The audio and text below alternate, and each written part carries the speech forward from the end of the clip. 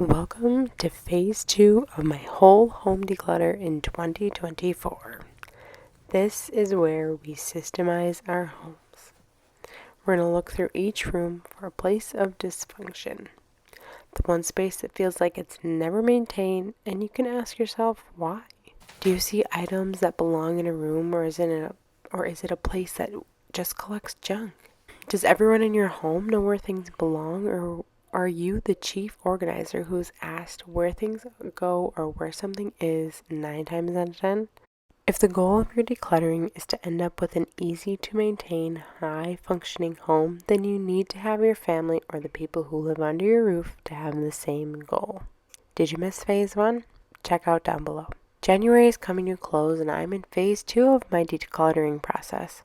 I already assessed every room in my home and decluttered for sure what we don't use, need, or want. Now in phase 2, I'm tackling the same areas again, but my goal at the end of this is to have a high functioning home, so I've deemed this phase as Systemize. To systemize your home doesn't mean to run to the container store and buy all the cool organizational things, even though that would be really fun. Creating systems in your home is like creating a keyboard shortcut or a go-to meal that you always have the ingredients on hand so that you can default to it. It's the daily rhythms, habits, and modes of operation. So my systems need to work within my daily rhythms. My systems need to work with the rest of my family as well, because I don't want to be the one who has to keep the mental log of where I saw things last, or always being asked like, hey, did you see this? Or I can't find X, Y, and Z. Have you? I would like my family to start taking responsibility of where their things go and put them there every single time, so they know where it is and I don't have to keep track of it. So how am I going to do this? Well, I'm looking through each room for a dysfunctional space.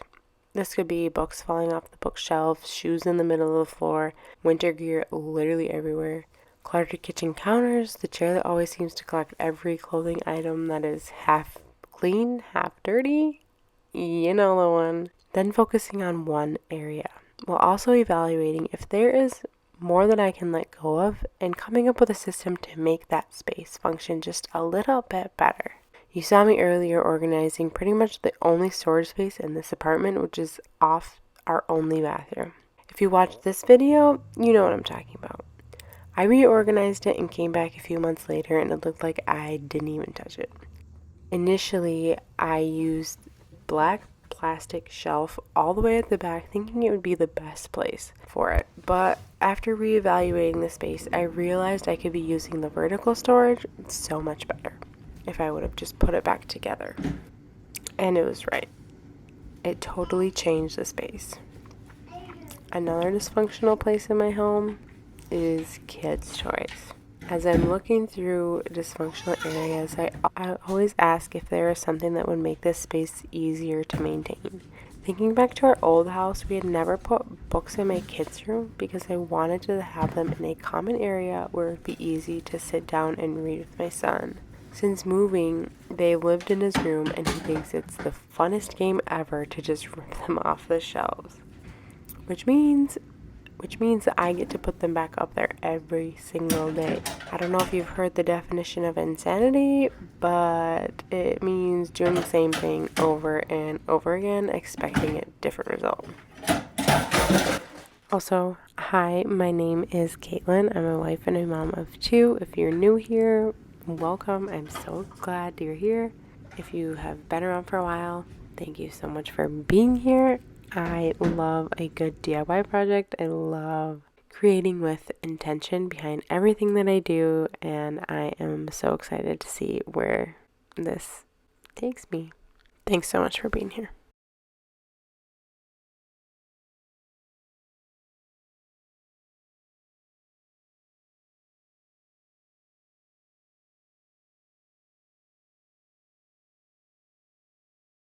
Something I thought I would be good at is toy rotations, and I'm really not.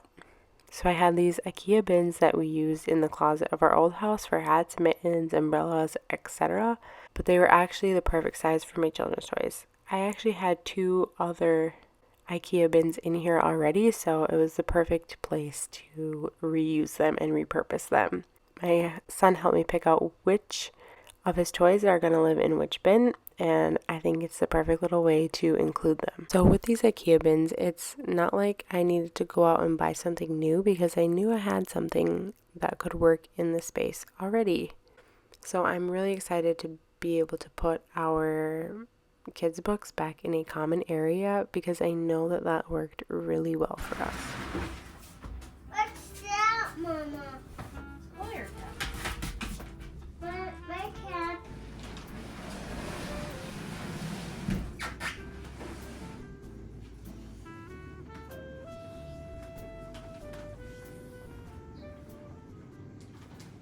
One thing I'm also trying to do during this whole home declutter is I'm not trying to buy more, organizational stuff. I'm focusing on what we have to make our spaces function better. So remember how I said I don't have many closets outside of the bedrooms and this one random spot behind our bathroom? Well, my solution is to use a dresser as a home for our winter gear. Each family member has their own drawer, and I'm also a big believer in giving my kids as much independence and age-appropriate responsibility as possible.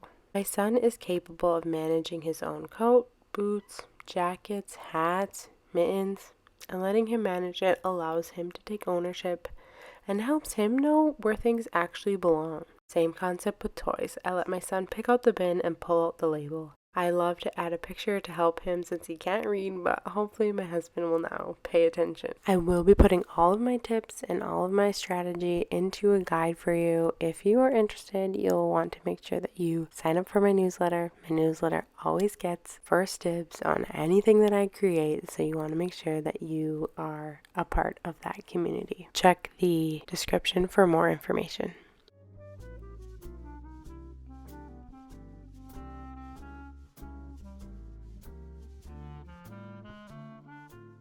I'd love to say that I am the best at putting away my clothes after each day, but I'm not.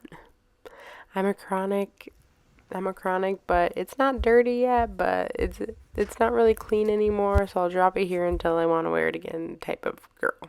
So my clothing declutter, there's actually more items here than I would like there to be, but part of that reason is we're going to be in, I know I keep saying this, but we're going to be in a season of massive renovations, and I just need some clothes that I just don't really care about. I don't really care if they get dirty or messy or if I get paint on them, etc. So I'm keeping a little bit more than I probably would have normally during this, and I just feel really good about that because I know that I will use these items again and again and again. Did you miss phase 1? Check out down below. Alright, you want to come back for phase 3, where I talk all about maintenance. See you soon, friend.